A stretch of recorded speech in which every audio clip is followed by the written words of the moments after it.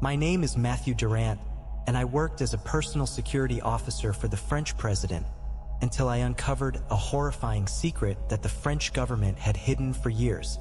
If you are reading this account, it means they have found me and I am likely already dead. I always knew that working as the French president's personal security officer would demand nerves of steel, but I never imagined it would require keeping my composure in the face of the inexplicable. On that particular night, the Élysée Palace felt different. It was as if the centuries-old structure had absorbed the tension hanging in the air. The yellowish light from the antique lamps cast strange shadows across the corridors, and the wind seeping through the cracks seemed to whisper secrets no one should ever hear. I arrived at the main hall around 10:30 p.m. after being urgently summoned by an aide. "An exceptional meeting," he said with an evasive tone that I didn't like. My job was straightforward: escort the president to the Golden Room, where he was to meet with a select group of individuals I didn't immediately recognize. This in itself was already unusual. Typically, any event of such magnitude would be announced with pomp and heightened security measures. But not this meeting. I kept a discreet distance, close enough to observe without being noticed, and that's when I noticed something unsettling. The people around the table weren't ordinary politicians or diplomats. They wore immaculate suits, but there was something disconcerting about their expressions. Faces unnervingly still, almost inhuman, with eyes that gleamed oddly under the chandelier's warm light. The conversation was muffled, but in a rare moment of silence, I caught a few words I couldn't ignore. Gall file, technology transfer, global impact. Something was happening, something far beyond anything I'd ever witnessed. I tried to move closer without drawing attention, but a firm hand grabbed my shoulder. "You shouldn't be here." The voice belonged to a thin man in a gray suit. His gaze so cold it sent a chill down my spine. He seemed to have appeared out of nowhere, as though he had simply emerged from the shadows. "With all due respect, sir, I'm carrying out my duties," I replied, trying to maintain my composure. He didn't seem impressed. "Your duties end where curiosity begins, Mr. Durant. If you value your position and your life, don't ask questions." He turned away before I could respond, walking toward the meeting room. I stood frozen, every nerve in my body on high alert. I glanced around, searching for something, anything, that might explain what was happening. My eyes fixed on the partially open door of the meeting room. For a moment, I considered entering, but the same hand that had just gripped my shoulder now seemed to be pressing on my mind, urging me to preserve my own safety. When the meeting ended around midnight, the president emerged accompanied by the same men. Something was off about his demeanor. Usually commanding, he now appeared small, almost defeated. As the official cars departed in a line from the main entrance, I realized that the night wasn't over for me. Whatever the Gall file was, I needed to know, even if it meant risking everything. After the presidential convoy left the Élysée Palace, silence engulfed the place. I stayed in the hall, unable to shake the feeling that something dark had been unleashed that night. I looked around, just to make sure I was alone. That's when I saw it. A manila envelope, left behind on one of the chairs at the back of the room. My first instinct was to hesitate.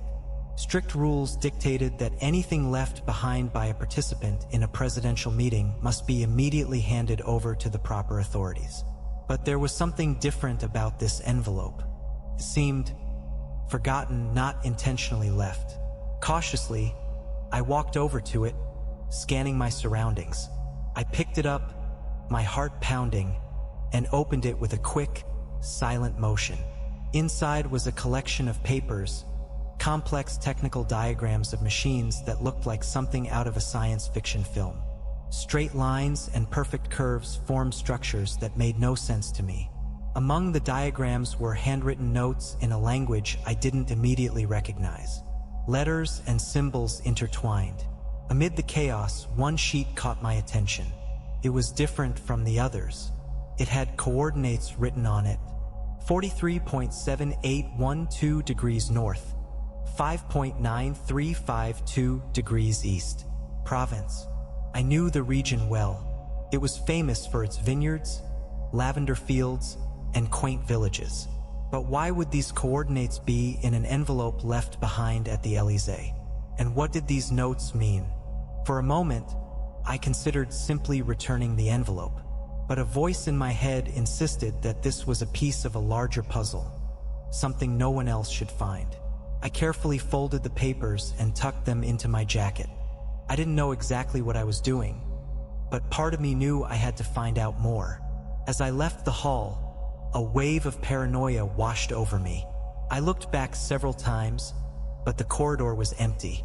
Even so, the feeling of being watched didn't fade. When I left the Élysée Palace, the security camera's lenses seemed to follow me. They were always there, of course, for protection, but that night they felt different, more focused, as if they knew what I was carrying. Once inside my car, I checked the rearview mirrors carefully before starting the engine. Nothing suspicious. Even so, I decided to take an alternate route to my apartment, weaving through side streets. When I got home, I closed all the curtains and double-checked the locks before opening the envelope again. Under the cold light of my desk lamp, I examined every detail of the diagrams and notes. Even without understanding, I could discern a pattern. It was as if the machines depicted weren't for any ordinary purpose. Some appeared to be parts of vehicles, but not terrestrial ones. Others were devices that resembled weapons? No, not weapons. Something worse, yet indescribable. The notes, though incomprehensible, featured symbols that felt familiar. I remembered seeing something similar in an old book on Celtic mythology I read years ago. Could have been a coincidence, but my mind was already swimming with speculation. On the sheet with the coordinates, one word was written in the bottom right corner. Orbis. What did it mean? The name of a project? An organization? I tried searching for it on my phone, but the results were inconclusive. Nothing specific, just vague references to the Latin word for world, or sphere. I left the papers on the table and collapsed onto the couch, exhausted but unable to relax. Every noise in the apartment hallway startled me. Every car light passing by the window sent a shiver down my spine. I returned to the table, trying to formulate a plan. Tomorrow I would go to Provence. I would find out what was at those coordinates, even if it was just an empty field. Little did I know that, as I made these resolutions, unseen eyes had already identified my location. Driving to Provence was something that would usually bring me peace. The road wound through golden hills, winter-faded lavender fields, and sleepy villages. But that day, the idyllic scenery felt oppressive. Every curve tested my resolve. The coordinates led me to an isolated area, far from the usual tourist routes. As I neared the destination, the road narrowed into a gravel path. Eventually, I stopped in front of a rusted gate, almost hidden by overgrown bushes. A faded sign hung on one side, the words Propriété l'État Atre Interdite, still visible despite their weathered state. I looked around. No signs of life. I stepped out of the car and forced the gate open, its creaking sound hinting it hadn't been touched in decades. I followed a poorly maintained road that soon turned into a dirt path. And then, in the middle of nowhere, the base appeared. It was a robust structure, its concrete weathered by time but strangely intact. Some smaller buildings lay in ruins, yet the main building exuded an air of resilience. Felt wrong. Unlike other abandoned military bases I had seen during past missions, this one seemed built to withstand forces far beyond the ordinary. I approached the main entrance, a pair of reinforced double doors. They were slightly ajar, revealing a dark corridor beyond. My boots echoed against the concrete floor as I ventured inside, the beam of my flashlight trembling in my hand. The signs began immediately at the entrance. Scorched marks on the floor, as if something incredibly hot had melted the concrete. On the walls, a dark, irregular material that resembled soot but didn't smell burnt. I ran my fingers over it, feeling its rough and strangely cold texture. I continued exploring. There were indications the base had been abandoned in haste. Overturned tables, scattered documents, equipment left behind. But the architecture was the most unsettling. The walls were made of an unusual silvery metal that didn't seem to oxidize. When I touched them, I felt a subtle, almost imperceptible vibration, as if they were alive. At the end of a corridor, I encountered a locked door. Forcing it open, I discovered a room that appeared to be a command center. Old computers, broken monitors, and yellowed papers were strewn everywhere. On the central table, a black file caught my attention. When I opened it, I froze. The reports detailed encounters between French officials and something referred to as NHIs, non-human entities. There were accounts of interactions, negotiations, and even conflicts. A poorly preserved photograph showed a slender, translucent figure with no face, surrounded by pulsating lights. The documents suggested the base had been used to store technology provided by these entities, but something had gone wrong. A handwritten note read, "Contact lost in 1982. Quarantine procedures activated. Base sealed." As I tried to process what I was reading, a sound echoed through the corridors. A click, then another. Someone or something was there with me. I switched off the flashlight and stood still, my breathing shallow as I strained to hear. Footsteps. They were distant but approaching slowly, as if whoever was out there was searching each room methodically. Carefully, I hid the papers inside my jacket and moved toward the exit, trying not to make a sound. But as I passed through a partially open door, it creaked loudly. The footsteps stopped. The silence returned, heavy as lead. And then, a different sound filled the air, something between a whisper and an electrical crackle. I ran. The corridors seemed endless. My heart raced, and every time I glanced back, I felt as though something was following me, yet I could never see it. I reached the exit, shoving the doors open. The daylight had never felt so welcoming. I sprinted to my car and jumped in, my hands trembling as I turned the key in the ignition. As I finally drove back onto the road, I glanced in the rearview mirror. A silhouette stood at the base's entrance. It wasn't human. Returning to Paris should have been a relief, but it wasn't. The city, with its vibrant energy and bustling streets, felt like a suffocating maze.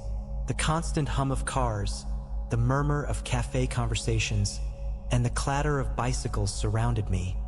Yet I felt an overwhelming sense of isolation.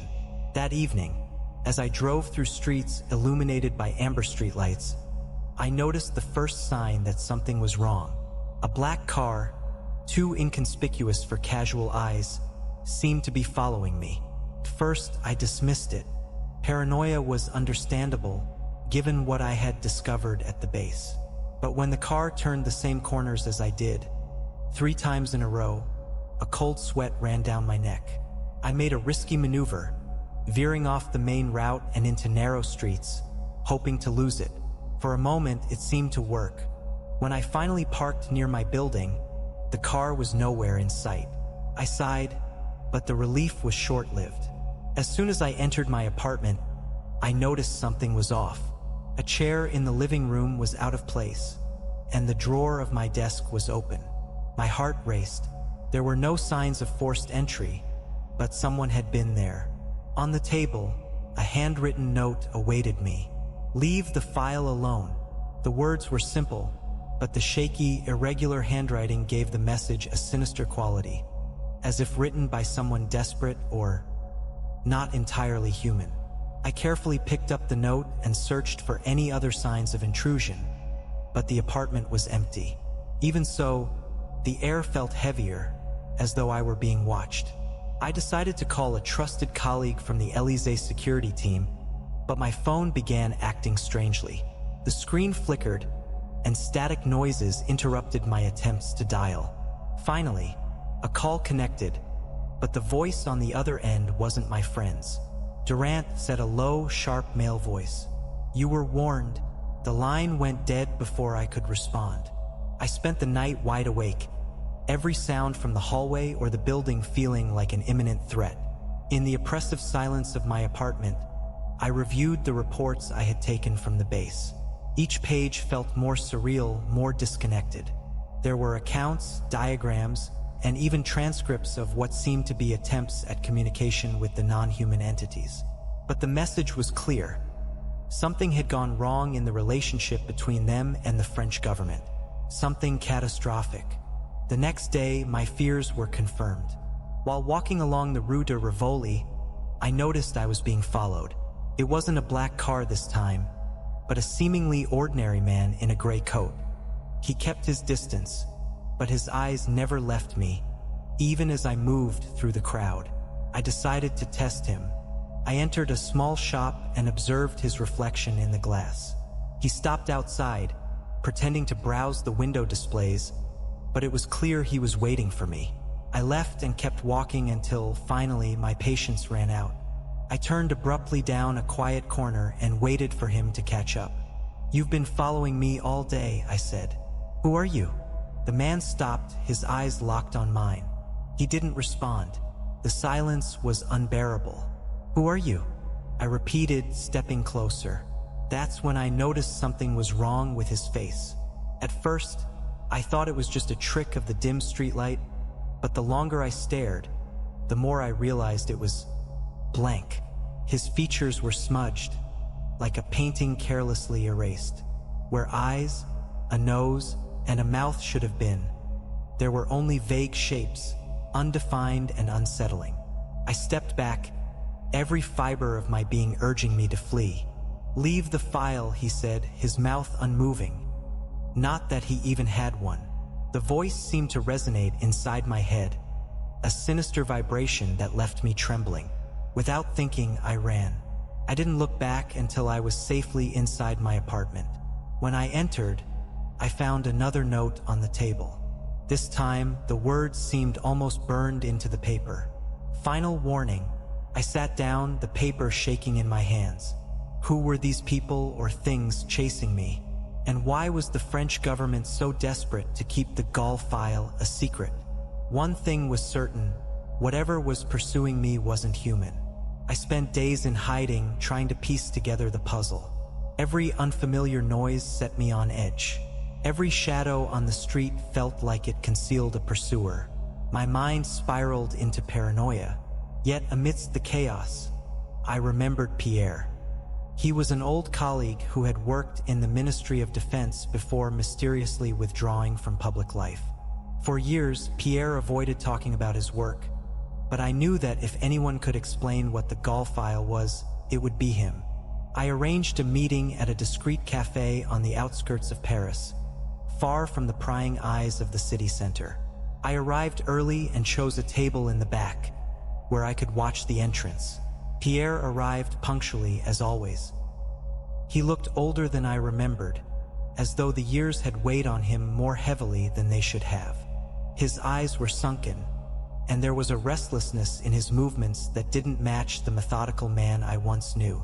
"Matthew," he said as he sat down, glancing around before continuing.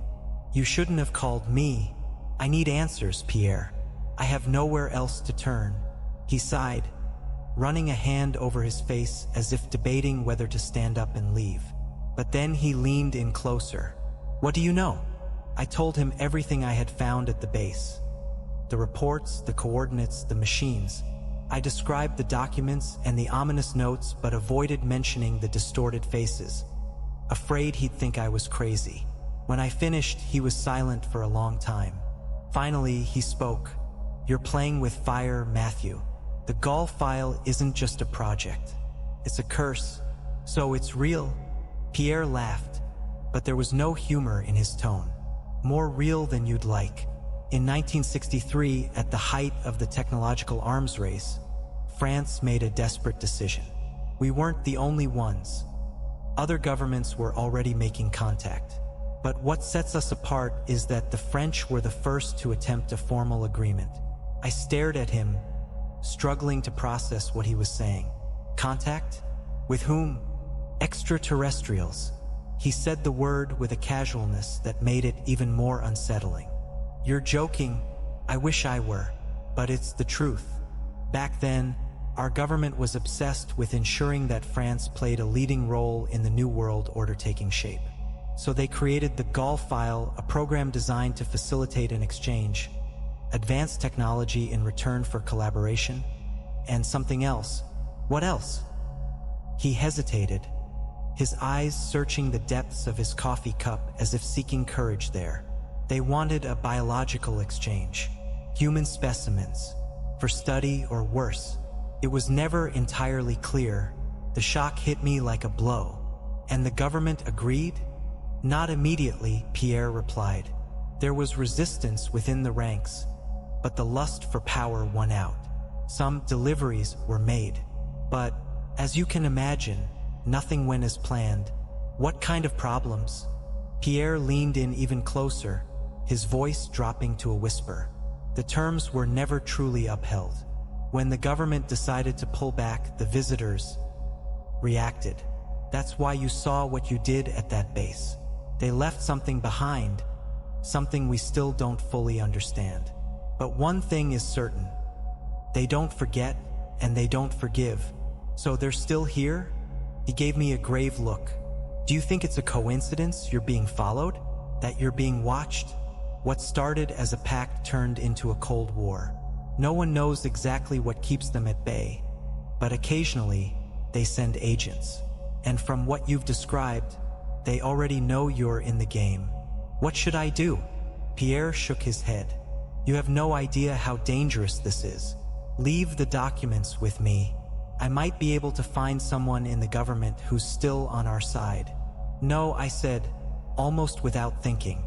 "If I give you these documents, what guarantees do I have that you won't be their next target? Or that they won't disappear forever?"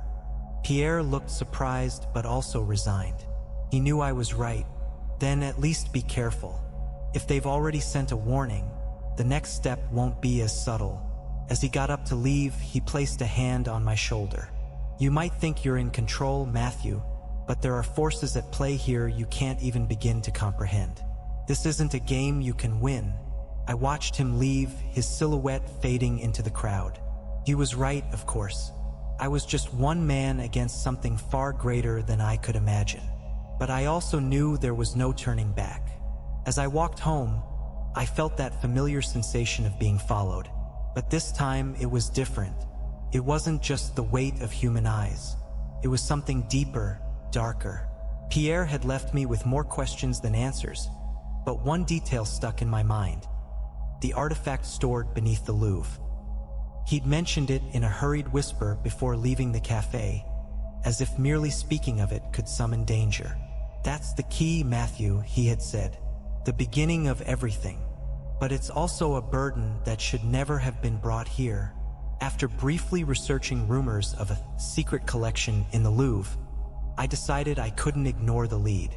It was risky, but it was clear the answers I sought lay beyond what Pierre could tell me. That night, I waited for the city to quiet. Paris has an eerie calm in the early hours, when the monuments still glow but the streets are nearly deserted. Using my Élysée security credentials, I discreetly entered the Louvre. It wasn't my first time visiting the museum on an official mission, but this time, the circumstances were entirely different. I walked cautiously through the silent corridors, avoiding cameras and steering clear of the night guards. My heart raced as I approached the lesser-known wing of the museum, the underground archives. Pierre had mentioned that the entrance was hidden in a restricted area, far from the main exhibits. After a few minutes of searching, I found the door. It was reinforced with an electronic lock that took me several minutes to bypass.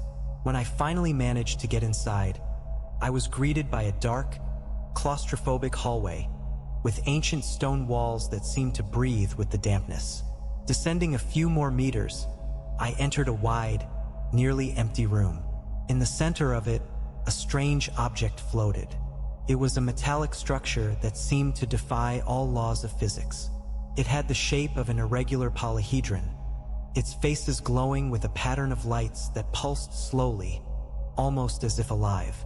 The object rotated gently, with no visible support. The air around it felt different, dense, almost charged with electricity. I approached cautiously, my breathing loud in the silence of the room. I reached out a hand but stopped a few centimeters short of touching it. There was something deeply wrong about the object, as if it weren't just an artifact but a presence. That's when I noticed a small table nearby with an old audio recorder on it. A pair of headphones rested on the device, connected to a tape already inserted. Carefully, I put on the headphones and pressed play. The voice that echoed in my ears made me freeze. If you're listening to this, the recording began in a grave, familiar tone. Know that I never wanted us to reach this point. It was the voice of Charles de Gaulle, a former president of France. The decision to accept the agreement was made under pressure, out of fear of being left behind. They offered us what seemed impossible, and we, fools that we were, believed we could control the consequences. The recording paused for a few seconds, followed by a heavy sigh. The artifact you see before you is either a gift or a curse. They told us it held knowledge, that it was the key to something greater. But they never explained what it truly was. And when we began studying it, something changed. First, in the people who handled it, then in the object itself. It became conscious. The tape paused again, but I couldn't stop listening. This is the price of our unchecked ambition. If you're hearing this, it means we failed. You must understand, nothing they offer comes without a cost. And sometimes the cost is our very humanity. The recording stopped, but the weight of those words echoed in my mind. De Gaulle had known. He knew he had made a monumental mistake and tried to hide the truth. But now, the truth was there, floating before me, illuminating the room with its hypnotic glow. A metallic sound behind me made me spin around quickly. Someone was there. In the corridor, a tall, slender figure stood silhouetted against the dim light. For a moment, I thought it was a guard, but as I looked closer, I realized its features were indistinct. It had no face, just a suggestion of eyes that seemed to pulse like the object in the room. The artifact began emitting a low frequency, almost a hum, that made my teeth clench. The figure stepped forward, slow and deliberate. Without thinking, I grabbed the artifact and ran. The sound of hurried footsteps echoed behind me as I sprinted through the corridors, my flashlight trembling in my hand. The Louvre, with its endless halls and staircases, felt like a never-ending maze. When I finally reached the exit, the cool night air hit me like a wave of relief. I knew I had crossed a line, and now, more than ever, they were coming for me. As I left the museum, I was determined to uncover more, but knew I couldn't do it alone. I thought of Pierre, but the sense that he was already being monitored made me hesitate. Instead, I remembered an old contact, Dr. Julien Rousseau, a physicist and energy specialist known for his eccentricity. If anyone could help me decipher what this object was, it would be him. Julien was infamous for his controversial theories, some involving the possibility of extraterrestrial life and advanced technologies. His academic reputation had been tarnished because of his beliefs, and he had retreated to a makeshift lab on the outskirts of Paris. After several coded phone calls, I managed to arrange a meeting. When I arrived, Julien was already waiting, his usual cautious demeanor intact. "You look worse than I expected, Matthew," he said with a dry smile. "What have you gotten yourself into?" I retrieved the artifact from the compartment where I had kept it hidden since leaving the Louvre. When I placed it on the metal table in his lab, Julien stepped back, visibly startled. "My God," he murmured, his eyes fixed on the floating object. This isn't human." "I already figured that much," I replied. "I need to know what it is." Julien began examining the artifact with almost reverent care. He used rudimentary equipment, radiation detectors, high-frequency cameras, and spectrometers. With each reading, his expression grew more tense. "This isn't just advanced technology," he said finally. "It's something alive. In a way, cut the mystery, Julien. What exactly are we dealing with? He turned to me, his face serious. The readings indicate that this artifact emits frequencies and patterns we can't replicate with earthly technology. They're interacting with the environment, as if the object is observing and responding to everything around it. And one more thing, he hesitated, visibly unnerved. What? I pressed. Its emissions are calling something. Calling what exactly? Julian shook his head. I don't know, but whatever it is, it's not from here. Before I could respond, the lab's lights flickered and went out completely. The silence was broken by a low hum, one I recognized all too well. The artifact began to pulse more intensely, illuminating the room with rhythmic flashes. Julian, I shouted, trying to locate him in the darkness. There was no response. Seconds later, I heard a muffled sound, like something heavy falling. When the lights came back on, Julian was gone. His lab was untouched, as if he had never been there. The artifact remained at the center of the table, floating serenely, as if nothing had happened. Julian, I called again, my voice echoing in the empty space. I ran through the lab, checking every room and door, but Julian had vanished without a trace. It was as if the artifact had swallowed his very existence. I returned to the main room, where the object still pulsed, now with even greater intensity.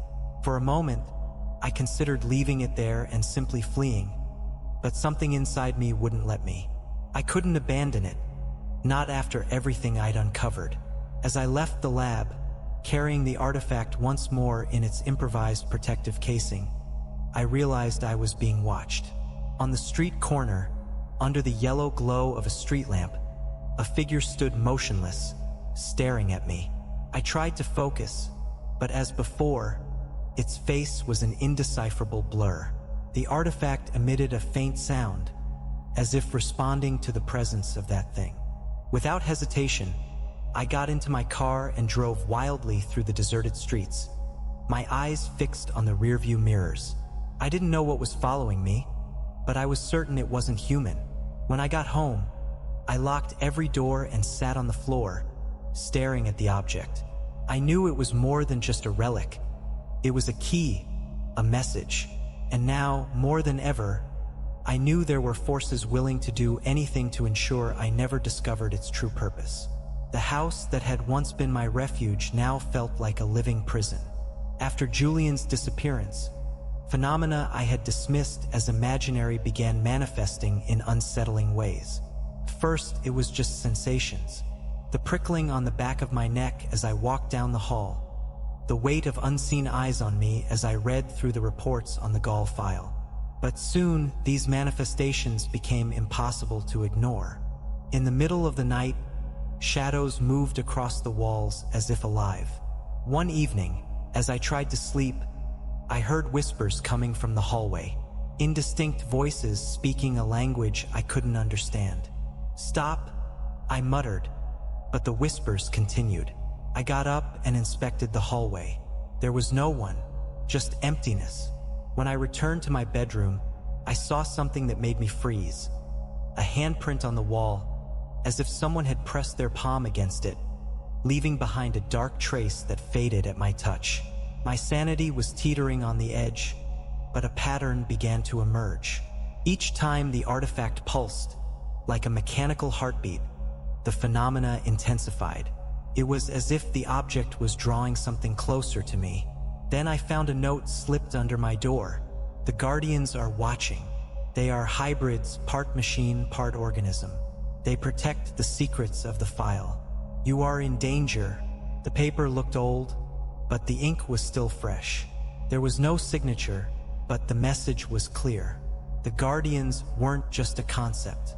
They were here, and they were closing in. The note led to an encounter that seemed an act of desperation.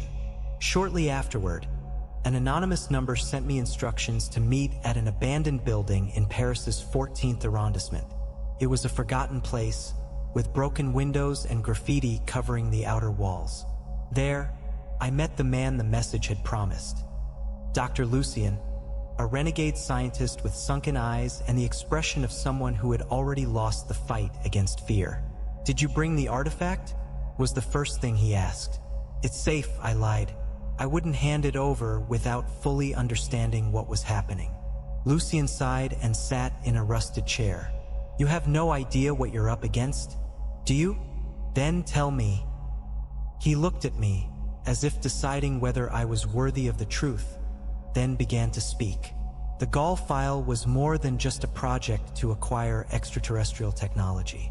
It was the start of a transition. They chose us to test our ability to adapt, to integrate their technology, and to prepare for direct contact with their species. But there was a problem. What kind of problem? Lucien hesitated, his face twisting with a mix of shame and anger. "We betrayed them. The technology they gave us was supposed to forge a peaceful bond, but instead, it was used for military experiments. We altered their machines, tried to replicate them, and when they found out, everything changed." "Is that why they became hostile?" Lucien nodded. "They began sending warnings, but our government ignored them. The Guardians were created as a countermeasure. Hybrid entities, a fusion of human biology and their technology, programmed to protect the secrets humans were deemed unworthy to possess. These things, they're after me." "Yes," Lucien said grimly. "They've marked you. The artifact you carry isn't just a key. It's a beacon. Every time it pulses, it sends a signal. You're drawing them closer. What do they want?" "Control," Lucien replied. "They'll take the artifact back at any cost. But the real danger is what happens if you let it fall into the wrong hands. Ours or theirs." "What do you mean?" Lucien leaned forward, lowering his voice. "The artifact isn't just a device. It's alive in a sense. It's learning, adapting. If it's misused or triggered, it could open pathways to things we can't even comprehend. And trust me, Matthew, there are things out there we were never meant to contact." I felt a chill run down my spine. "What can I do?" "There's only one way," Lucien said, his expression dark. "The artifact must be destroyed. But I'm not sure it's even possible." Before I could respond, a faint sound echoed from the stairwell outside, slow, deliberate footsteps. Lucien's face turned pale. "They've found us." "Of course they are," Lucien replied, leaning forward. "You're carrying the most valuable artifact of all. It's not just a piece of technology. It's a message, proof that we can still undo the disaster." "What does that mean?" "It means you're the only one who can finish what began decades ago," he said, his voice trembling. "But if you fail, they won't hesitate to destroy us. To them, we're already an uncontrollable threat." After meeting with Lucien, it was clear that the weight of the Gaul file was far greater than I could have imagined. The Guardians were on my trail, but that wasn't all. The pact, the betrayal, and now the direct involvement of French presidents. It was a web of secrets that spanned not only the past but the present. I returned to my apartment for the last time. I knew I couldn't stay there long. I combed through the papers I had taken from the province base and the Louvre's underground archives, hoping to find something that would point me to the next step. Among the documents was a memorandum that appeared to be recent, addressed to someone referred to only as PR, an obvious abbreviation for President de la Republique. The memo mentioned the urgent need to renegotiate the pact and highlighted that recent advancements in energy fields directly depend on access to the technology provided. There was something unsettling about the tone, as though the writer were pleading rather than commanding. Another detail caught my attention. A note at the bottom referencing a secret meeting scheduled to take place in 2 days at the Élysée Palace. It read, "Final discussion on pact compliance and the status of Object Alpha, the artifact. They were still trying to figure out what to do with it or perhaps how to use it." I spent hours digging for more clues until, in the back of an envelope I'd overlooked before, I found a CD marked only with the initials DC. When I inserted it into an old, offline computer, a video played. The footage showed a dimly lit room illuminated by a single desk lamp. Seated at the table was a man I immediately recognized. the current president of France. He looked tired, his tie loosened, his hands covering his face. "This is the legacy I inherited," he began, speaking as though to himself. "Decades of broken promises and unpaid debts. How am I supposed to fix this? How can I even begin to repair the mistakes they made before me?" The camera wobbled slightly, but the audio continued. "If only we'd upheld our part of the deal, but instead we used the knowledge they gave us to build weapons, to make ourselves more powerful. And now they see us as a threat, as something that must be contained." He paused, then looked directly at the camera. "If you're watching this, something has gone wrong. The situation with the Guardians is out of control. We must find a way to end this before they take drastic action." The video ended abruptly, but its message was clear.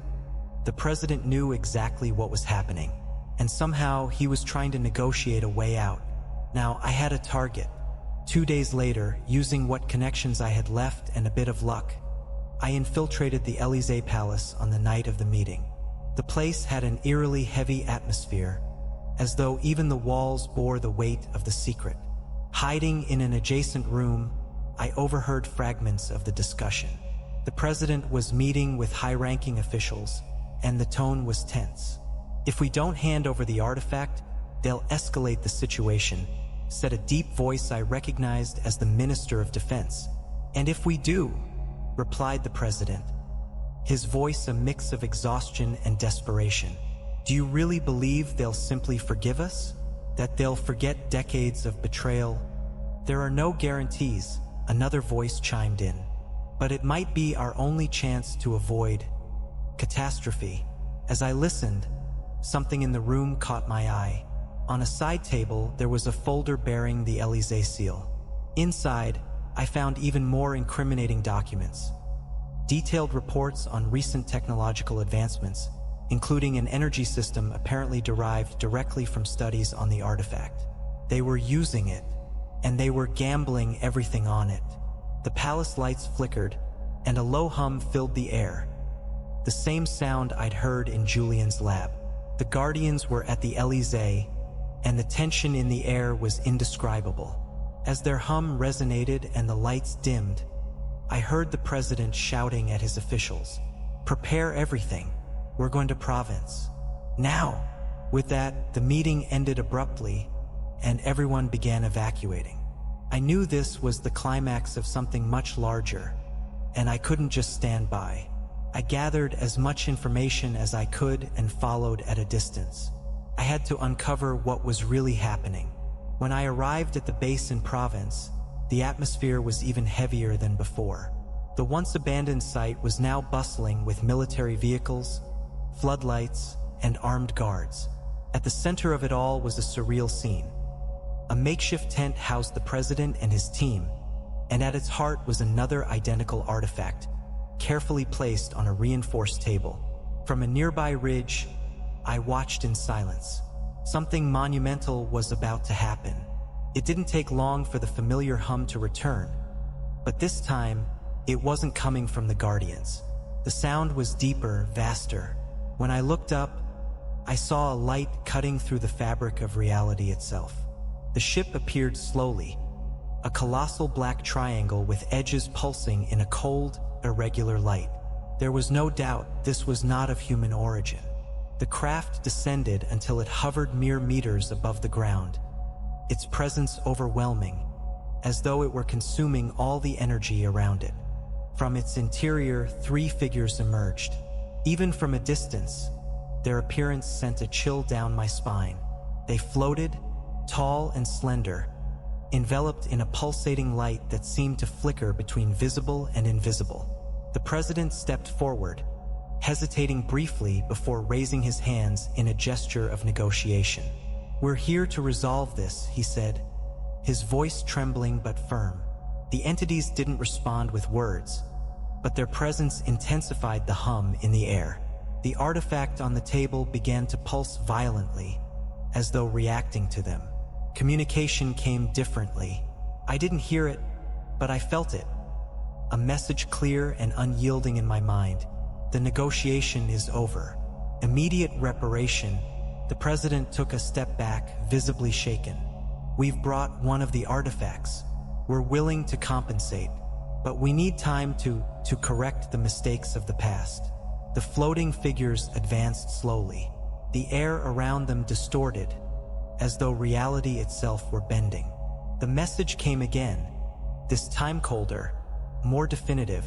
Time has expired. Reparation will be imposed. Then everything spiraled out of control. The artifact emitted a blinding light, momentarily blinding me. When my vision returned, I saw officials being engulfed by the same pulsating light that surrounded the entities. They screamed as their bodies began to dematerialize, dissolving into particles before my eyes. The president tried to command a retreat, but the military vehicles were dead, as though all their energy had been drained. Chaos erupted.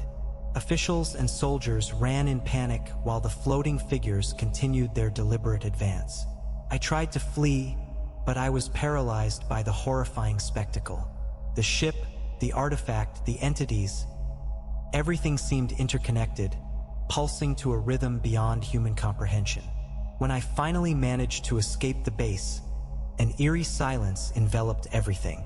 I looked back to see only ashes where men, vehicles, and equipment had once been.